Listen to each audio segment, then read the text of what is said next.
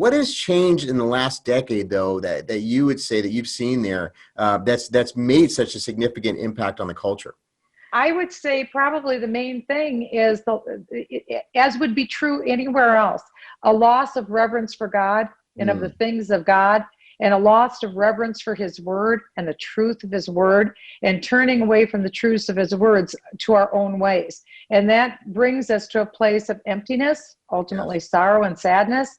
And I think that's happened here in Minnesota as well. Also, the embrace of false gods, because the first commandment is very important. And again, this is not to be legalistic. These are the laws that God gave to Moses for our good, not for legalism, to say that I am the Lord thy God. Thou will have no other gods before me. I'm the God that brought you out of Egypt.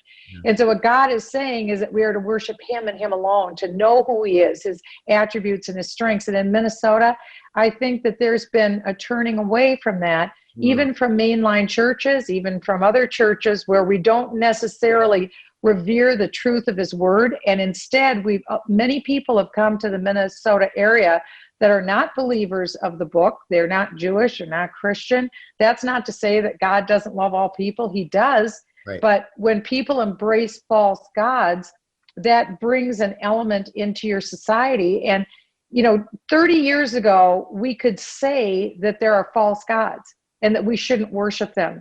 Today, it seems like we're not allowed to say that because that's considered not inclusive or not diverse enough. Right. But the fact is, the word of God says that there's only one God to whom we serve. And there are false gods now here in the state of Minnesota.